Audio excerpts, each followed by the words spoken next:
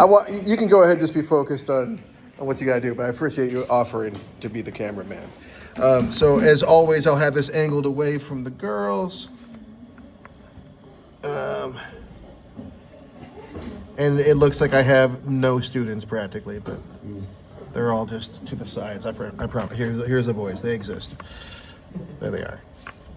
All right.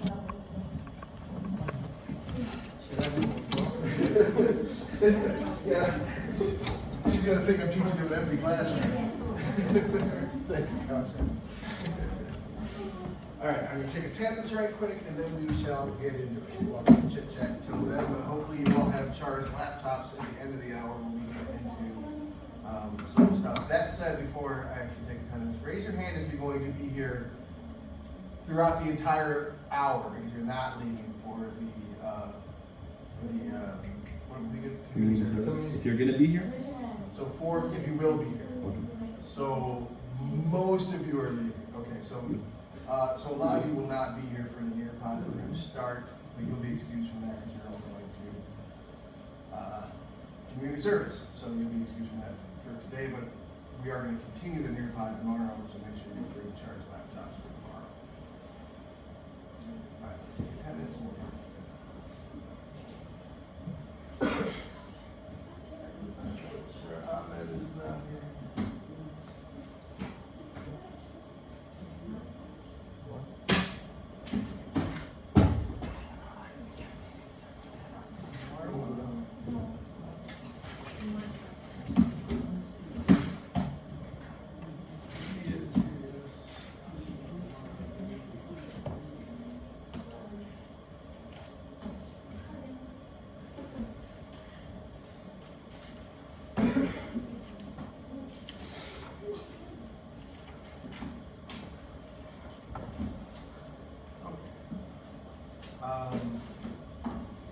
So yeah, again, we'll try and get in through as much of this as possible before 3/4 of you walk out. This is not the ideal time to record an observation, but that's kind of how it shook out today.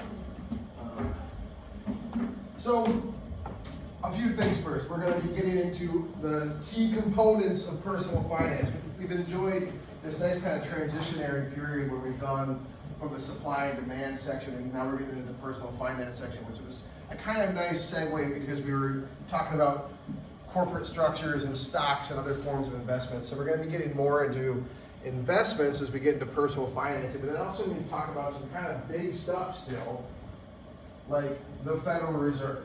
So this worksheet that you all did yesterday, what is the Federal Reserve?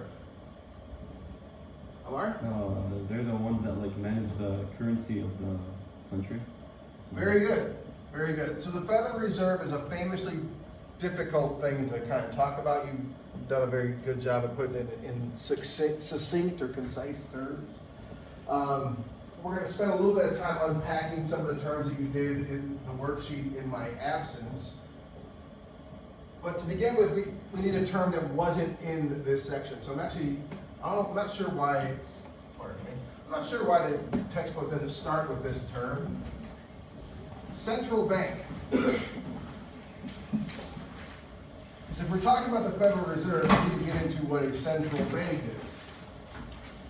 is. A central bank is a bank that loans money to other banks, typically in times of crisis. But if you got one bank loaning another bank money, you're pretty much talking about a central bank.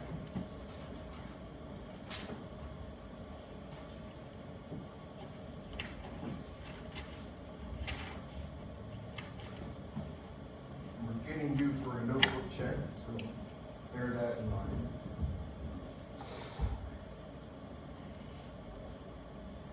Today's the 5th.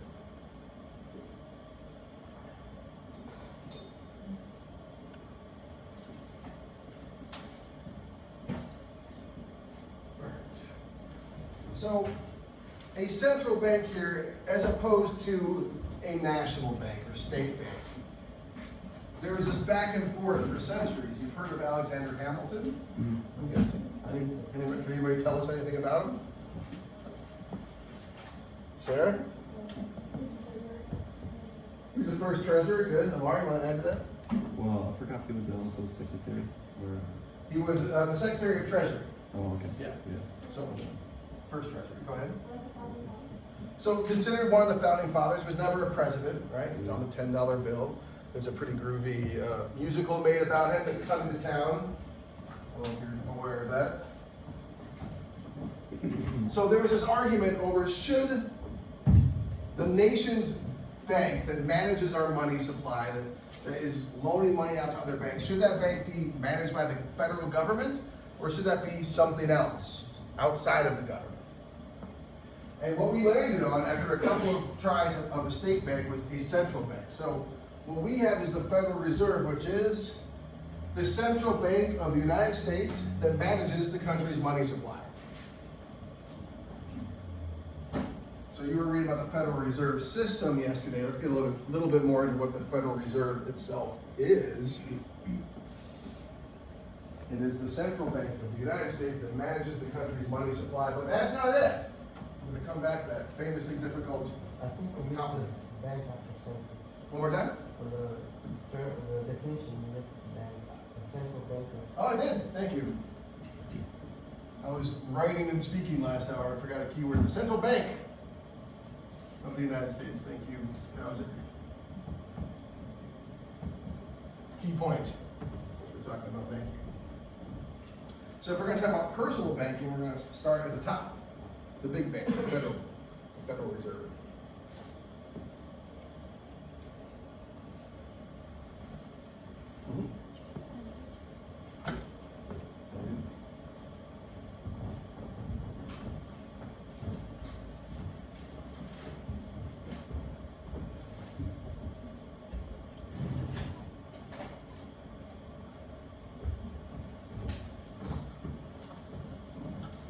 They're waterproof and they have little faces on them.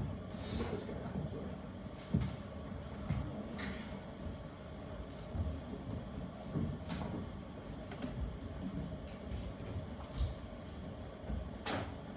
You gotta pull off that white lining around it to make it all the way done, all the way work. All right, so they manage the nation's money supply. What do I mean by money supply? You guys were reading about this yesterday. Hauser? Production of money. Production of money, okay. Printing. The printing of money, sort of. The circulation money. The circulation of money, money that's in circulation, available for us to use, right? That's in the supply for the country to use. So they're managing that. Why are they managing that? Well, we'll unpack that more, but what they're doing is called monetary policy. That wasn't in there yesterday, I don't think. These are steps that the Fed takes to manage the country's money supply. So anything that the Fed is doing with the intention of managing the country's money supply is called monetary policy.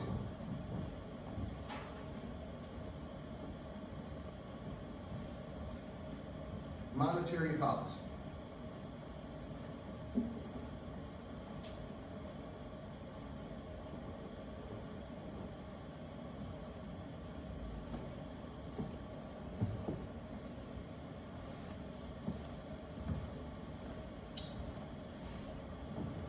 Any steps the Fed takes to manage the country's money supply is monetary policy. Now, note that I call it the Fed.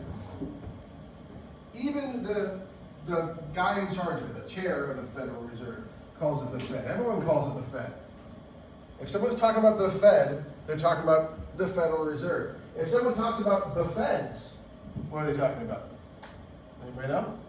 The Feds are coming. The federal government. The federal government, probably like the FBI, federal police.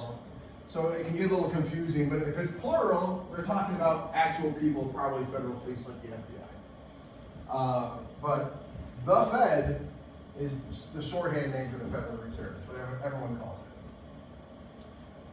Everyone's with me so far? Yeah. Okay. So what is the purpose of managing the country's money supply? What are they trying to do?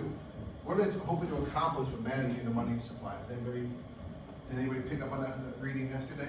Yeah, I'm just taking a guess. Well, I'm assuming they don't want to spend more money to decrease the value of money. Or- Okay, that's a lot of what it's about. It's about inflation. Very good.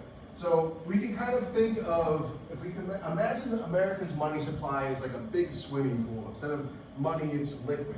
Right? People are jumping into it and playing around into it and fighting into it and getting into it and doing all kinds of stuff. The water level's kind of going all over the place. Maybe some people are bringing buckets every now and then and dumping more water in, trying to keep it from going up. So the Fed's got to get in there and kind of like scoop water out, add water in, just trying to make things level. Oh, like keep the equilibrium. Equilibrium, economic equilibrium, very good. Very good, Counselor. So they're trying to hit this economic equilibrium to achieve two main goals. Monetary policy is about trying to achieve two main goals, one of which, as Amar pointed out, is managing inflation. They're trying to, hang on. They're trying, for the two of the, I'm really struggling with this, two of the missions of the Fed. They're trying to keep inflation between 2 and 3%. That's that sweet spot we talked about. Even too low isn't great for the economy, although it's better than too high, too fast. But they're trying to keep inflation around 2 or 3%. So when they're making changes to the money supply, that's one of the purposes. The other thing they're trying to do is manage the unemployment rate. They're trying to keep people from losing their jobs by managing the money supply. That one seems a little less obvious than the inflation. But if we think about it, people are paid for their labor. There's not a lot of money going around. And that can affect the economy. And if there's too much money in the economy, that can affect things too. We'll unpack this further. Yes, sir. How about digital money? Okay, that's a great question. What about digital money? Let's get into that here in a moment, because we're going to get into the characteristics and functions of money here in a moment. But that's a great question. And a necessary question for where we are with currency these days. The book was talking about specie yesterday. Anybody remember that term, specie? So coin money, which could be like a euro, not to be confused with species. People barely even deal with coin money anymore. I mean, we're getting rid of pennies, now we're getting rid of coinage.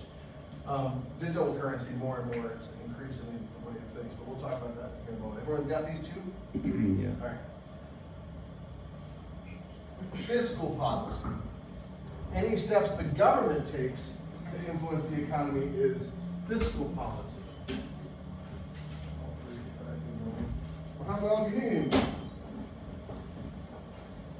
I was wondering if you were going to be showing up after our conversation where you said you were going to be showing up and then you didn't show up.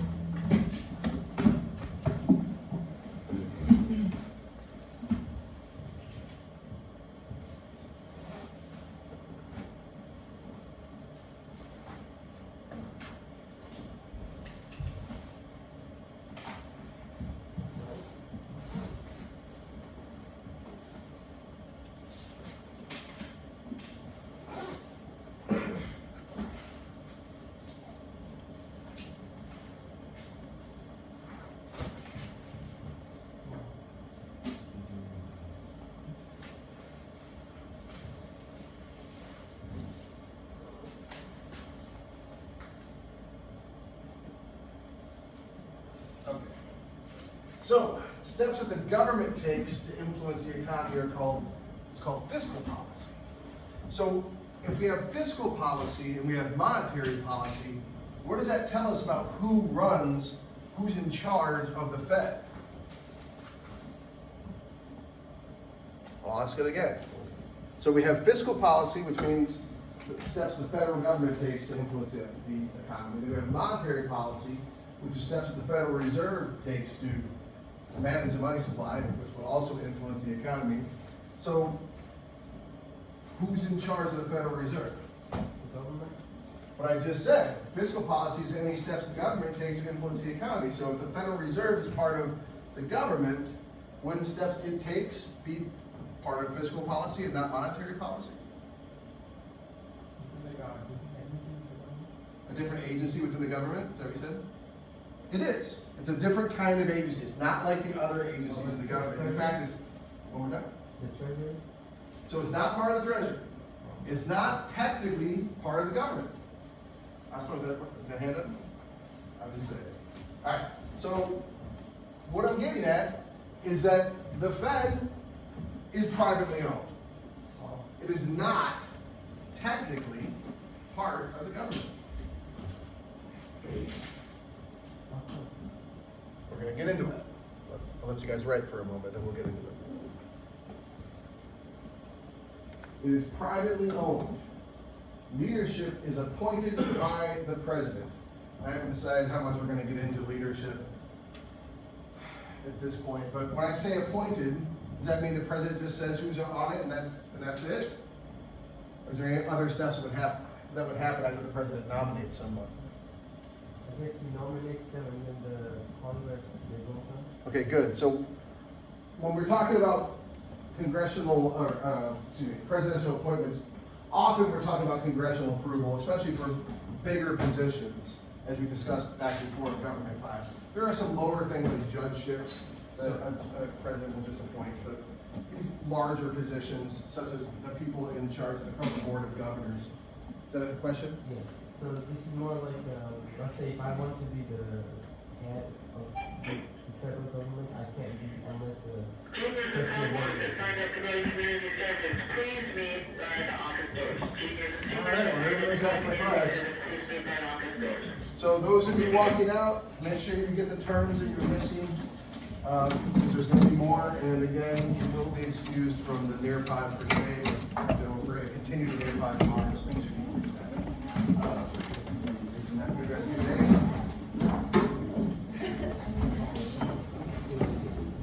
Yes, sir.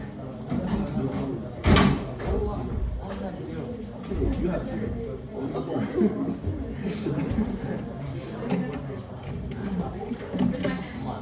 You want to start with, I need to organize that for Bonds. I'm going to get back to you. I'll try to get it. I'm not sure the day will be the day that you start, but I want to start. Okay. We'll get back. Especially if you're going to be on this field trip anyway. So. We also have one on the 7th. Yeah, I saw that. Yeah, so it's hard to teach you guys in the classroom, but I'm glad you did something. All right, so getting back to this. So the leadership is appointed by the president, approved by Congress typically. Cowser on his way out asked what the purpose of this would be. What do you guys think? What is the reason? And now that half the class is gone, there's a lot more pressure on you that are remaining, so. What is the reason for this? Why would they divide it up like this and make it so that the Federal Reserve is not part of the government, and yet kind of is because the people in charge of it were put there by the president? That's right. That's it, exactly. Going all the way back to our checks and balances and separation of powers kind of stuff. Very good. They don't want them to have too much power. So the president can appoint who's in charge of this thing, or the governors who are in charge of it. There's 12 of them because there is no one Federal Reserve. The Federal Reserve is actually broken up in 12 different regions. So there's a different region for each section of the country, and that's that Federal Reserve Bank oversees that specific region. And then there's 12 people in charge of it, one of whom is like the main person, the chair. That person is currently named Jerome Powell. I'm not going to make his name a term like I ordinarily would, because Jerome Powell's on his way out the door. His time is almost up as chair of the Federal Reserve. But what has been going on with him is a good example of why the Federal Reserve is kept separate from the government. Because the whole purpose of the Fed is to manage our money supply to try to accomplish these two main missions of managing unemployment and managing inflation. And it can't be partisan. Everybody remember this word, partisan? Like referring to a political party. So it can't be Republican. It can't be Democrat. It's got to be independent. It's got to be its own thing. So if you have, say for instance, President Trump, who appointed Jerome Powell years ago in his first term, He has been publicly urging Jerome Powell to reduce interest rates. One of the things that the Federal Reserve does is, in terms of managing the money supply, is it determines what the interest rates are, what the percentage rate is for paying for interest across the country. So Donald Trump has tried to influence Jerome Powell and the Board of Governors for some time to reduce interest rates. And sometimes they have, and sometimes they have not, depending on what they thought was best for the economy. Well, Trump publicly repeated that he would fire Jerome Powell, which is not something he has the power to do. So instead, what did end up happening is that Jerome Powell began to be investigated for misappropriation of funds. Basically, that the accusation that the Federal Reserve had mismanaged public taxpayer money. So Jerome Powell, for the first time, a sitting federal chair, was being investigated by the federal government. Well, this actually angered a lot of politicians, including Republicans. So Donald Trump is trying to appoint a new person to take over for Jerome Powell. Essentially, his own Republican Party refused to approve this individual, a guy named Warsh, W-A-R-S-H, refused to approve him or even talk about approving him unless the federal government, that is the Justice Department, dropped this investigation into Jerome Powell. So they did. They just dropped it. They said that there was no evidence of any crime. So it's a good example of the Federal Reserve resisting political influence, because that is why they are kept separate. All right, let's get a little deeper. Wait, actually, before, is there questions about the Fed? This is complicated stuff, and I'm kind of rushing through it a little bit. Sadiq? Similar to the door. Thank you. Are they invisible? They've been there for like 3 minutes. I think it was Anna. It was bad. Who? Ali. Adam? Ali. And he left? I think so. Okay. Well, he didn't knock. Anyways, if they knock, let me know. If they don't knock, sometimes they're just lurkers hiding in the corner. You know, if it wasn't Ali, it could have been a kid trying to hide from the cameras, which wouldn't be the first time. All right. No questions about the Federal Reserve for now, then. Again, famously complicated stuff. I wouldn't be surprised if you had questions. It's okay. Okay, we'll move forward. So, we talked about functions of money, or you read about functions of money, I should say, yesterday. I want to touch on a few more things, and then we'll get into this Nearpod for a little bit. Amar is not here to talk about digital currency that he was asking about, but this applies to digital currency as well as specie or paper currency.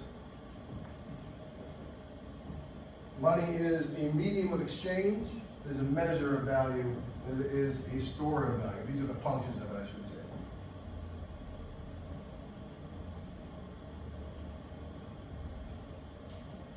What do I mean by functions?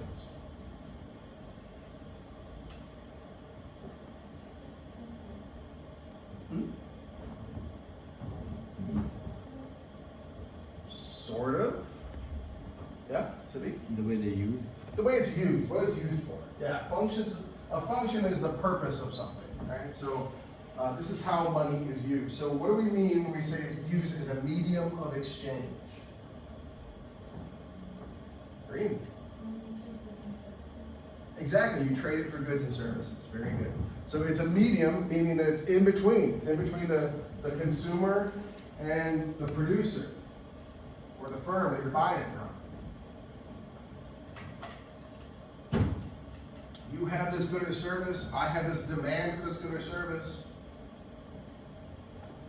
I will exchange the money for it. What do we mean when we say it is a measure of value?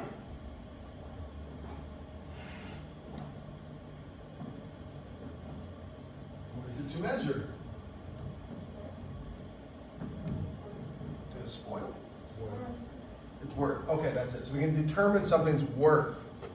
And if we can determine the worth of something, that means we can compare it to something else.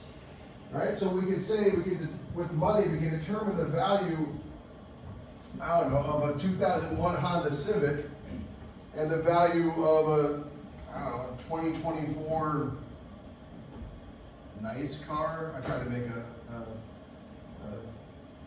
metaphor there, or a reference there, but I don't really know cars enough to make the reference.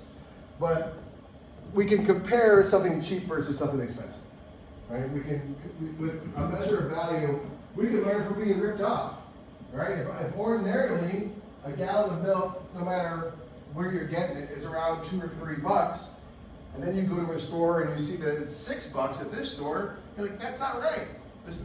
I've measured the value of this product, of this good or service elsewhere, and that does not add up. And then we have store of value. What is the store of value?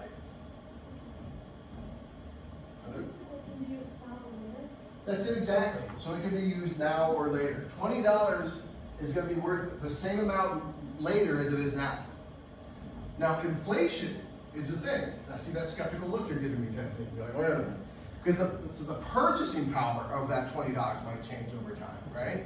But if we set that $20 bill or that digital currency aside for 20 years and we come back to it, it's still going to be worth $20. It is not going to purchase what $20 will purchase now in today's money. But it was still going to be worth $20. It's not just going to be like, well, now it's actually worth $19. No, it's still worth money. So we can save with it. So the functions of money, we can buy things with it, we can determine the value of things with it, and we can save for tomorrow with it. That's pretty much what we use it for. And these are very specific phrases, but these are like classic economic phrases. Everyone with me so far? Let's get into the characteristics of it. Which I've already conveniently written up here for you. Oh no, I did it so lopsided. I'll put scarcity over here. So the characteristics of money. It is portable, it is durable, it is divisible, and it is scarce. I'll give you a moment to write that down.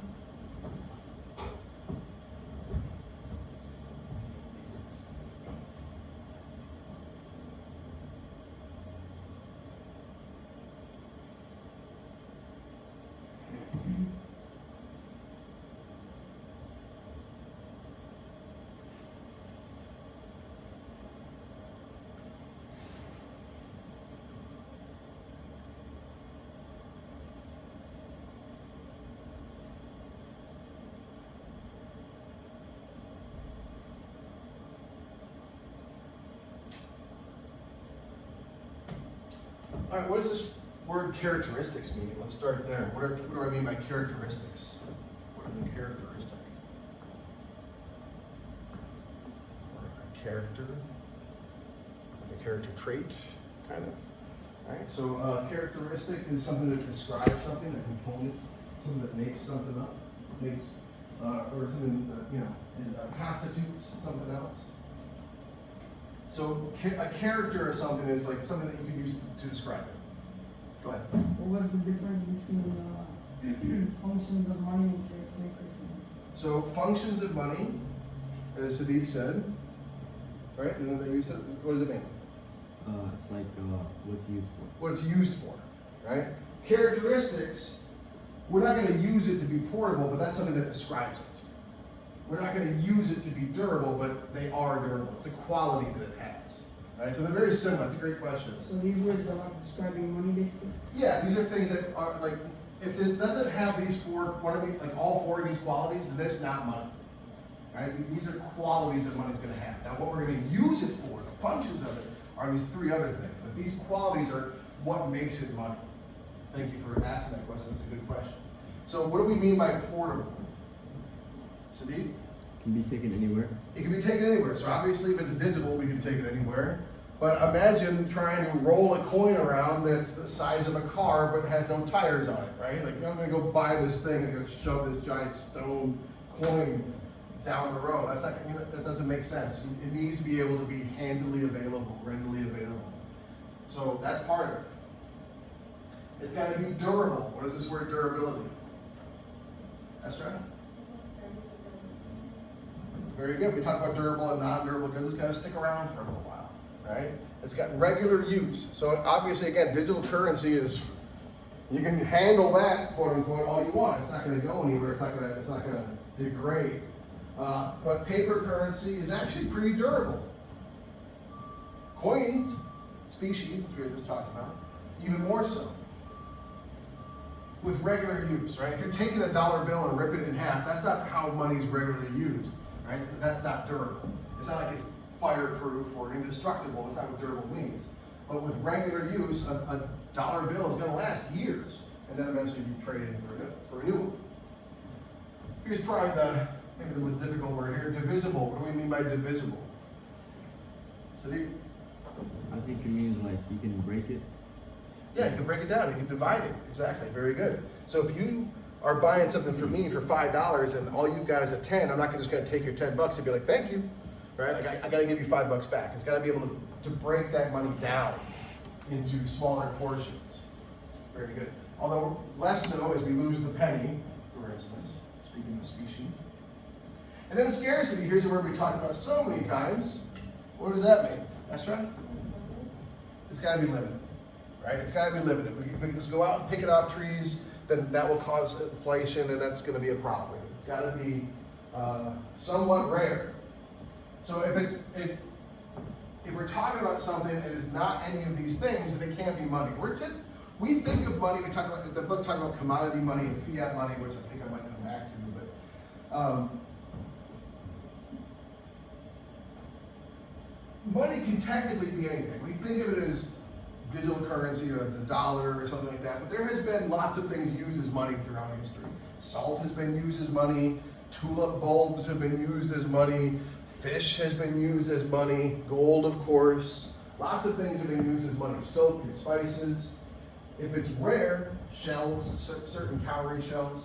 If it's rare, portable, can be broken down in some way, shape, or form, and durable, and you got yourself some money.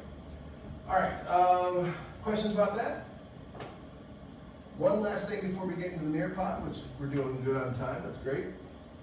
We're going to be talking about credit cards. We're going to get into some credit cards, some credit card stuff. Now, I know credit cards are not something that a lot of you are interested in. It's haram. We talked about usury and that kind of stuff, but it's still something to be aware of how they work. And that also involves things that, there are some things that you can't escape, such as a credit score in this country. A credit score is a numerical rating based on your supposed trustworthiness as a borrower. A numerical rating based on your supposed trustworthiness as a borrower is your credit score, sometimes called your credit rating.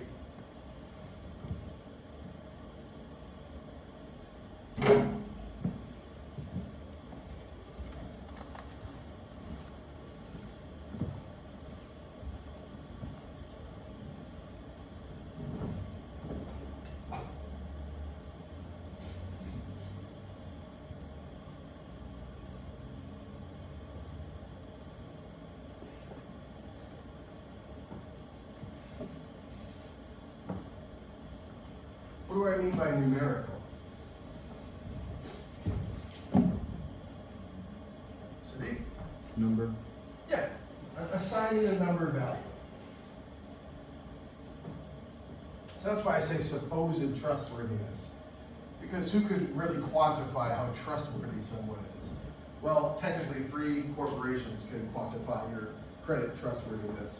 Equifax, TransUnion, and the third one I always forget the name of. But there's these 3 companies, and that's what they do. They look at your credit history, your record of payments that you've made, and decide, here's a number that we're going to assign to you.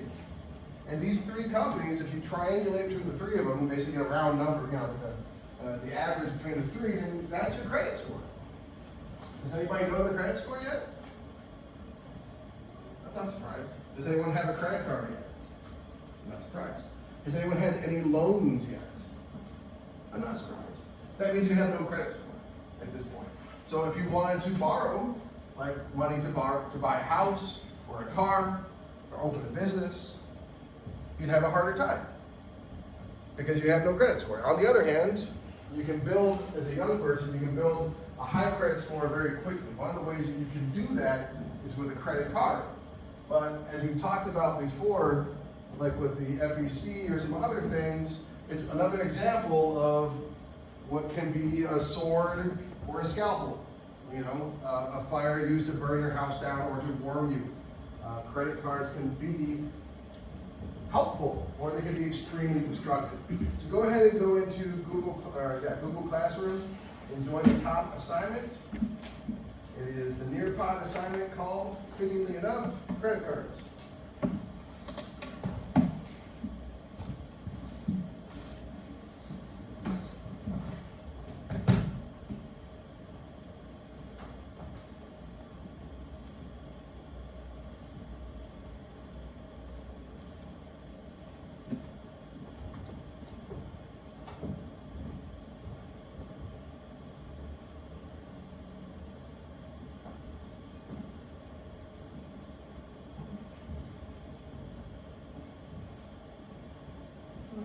Three of you already.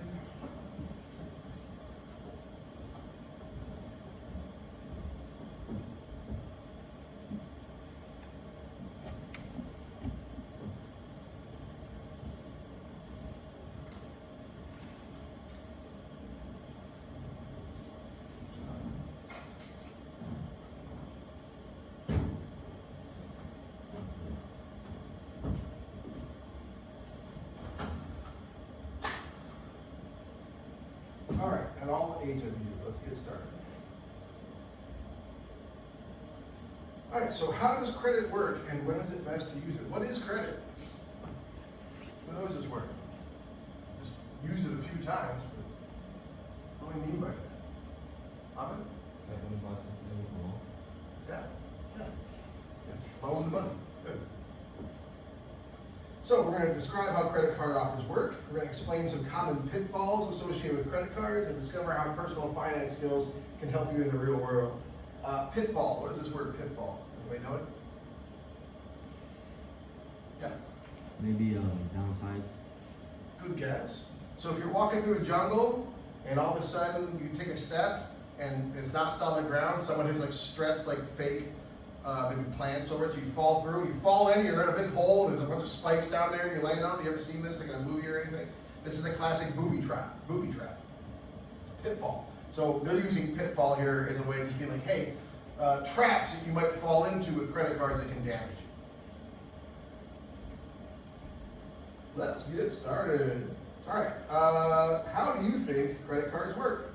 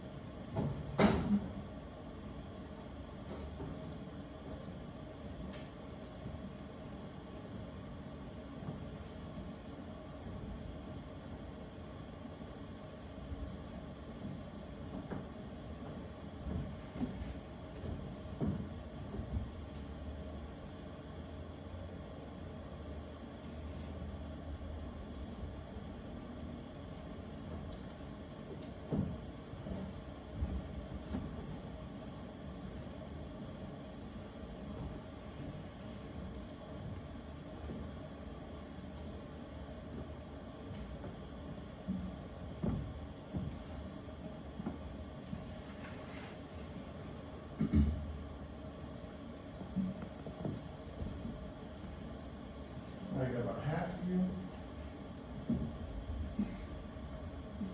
Just waiting on a couple more.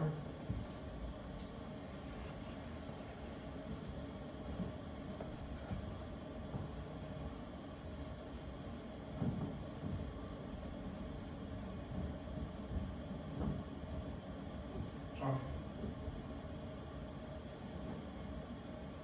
Taking a loan from a bank and then paying them later. Very good. other facts, like you must be 18 or older to get one, you can buy pretty much anything with it.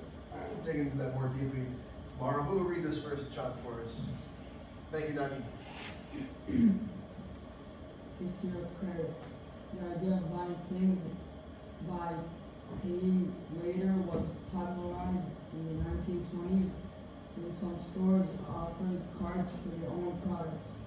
The modern idea of credit cards was developed in 1950 with Diners Club, a card that was accepted at many restaurants. Early versions of Visa and MasterCard appeared by 1960. Very good, thank you. So, credit cards started in the 1920s. When was the Great Depression again? 1930. Could there be a correlation? It's worth noting, I think. So, it started off with credit cards being in for specific stores. You could only use it in that specific store. Then we got the Diners Club card for a specific industry. Then we got Visa and MasterCard, which you could use anywhere. So, Yes, sir. so how does this Diners Club card work? How does it work? So it worked where you could use it at any accepted restaurants. So kind of like if you go to a restaurant now and use Visa, right? You could go to a restaurant then and use Diners Club, but you wouldn't be able to use your Diners Club at Walmart or something like that, just for restaurants. Specific stores. Yeah, makes sense. Specific restaurants. Well, how about one of the girls reads for us? Thank you, Ezra.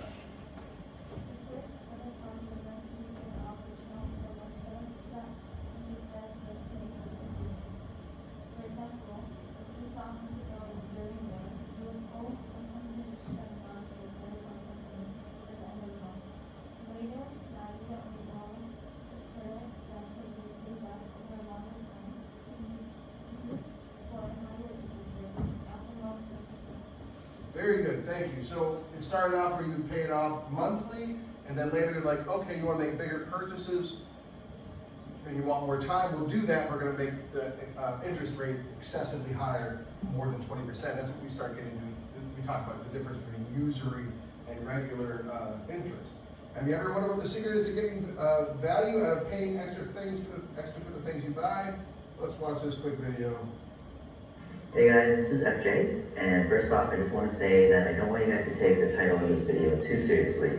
Really, I just wanted to give some of my own tips and my own perspectives on what you should be doing when you're using credit cards. This is more so, I guess, geared towards people who are just getting credit cards for the first time. I know there are a lot of credit card companies that set up tables and booths at universities or schools and try to promote students to get new credit cards. Usually they'll provide an incentive, some kind of free gift, or they give you a little bit of credit in your account, things like that. This incentive really brings in students and like, oh, free stuff.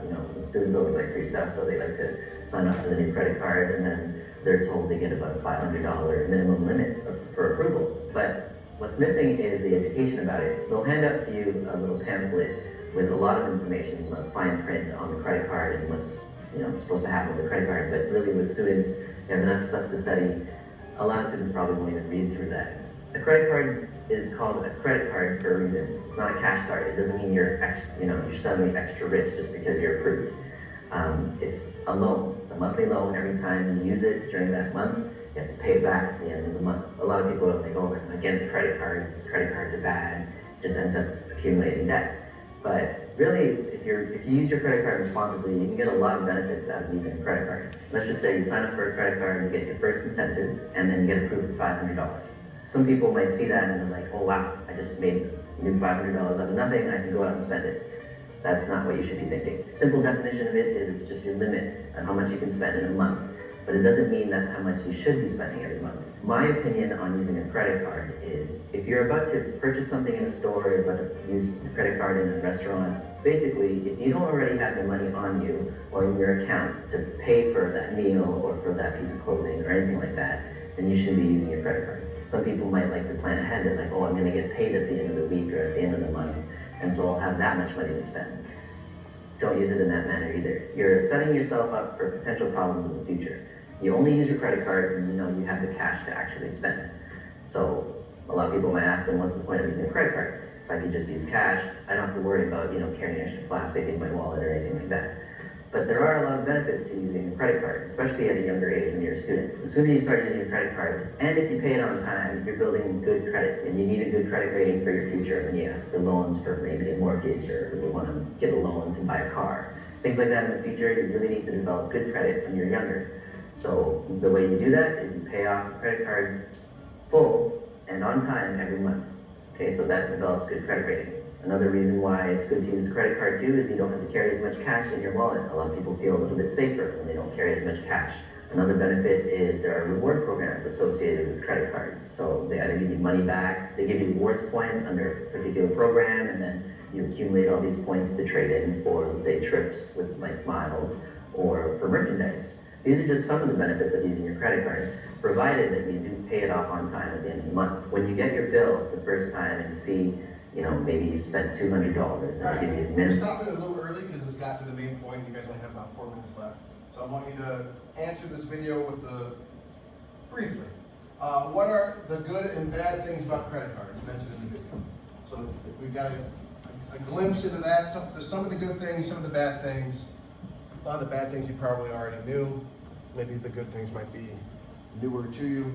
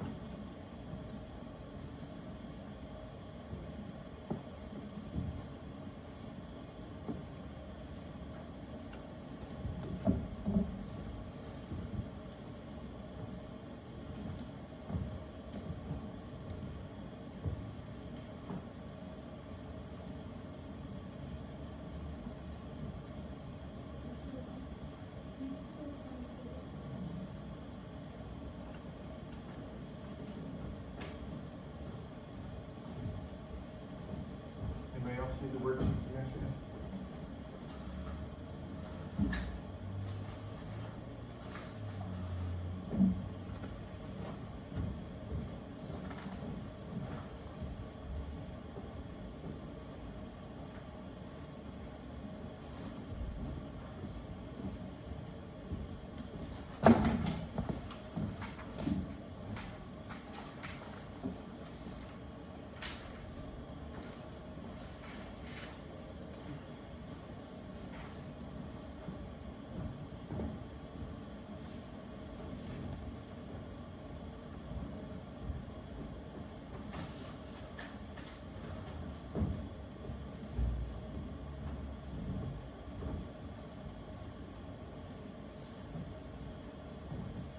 You got about a minute and a half or so to finish up. Make sure you hit submit before you do. Cindy, I'm gonna go ahead and stop this. Bye.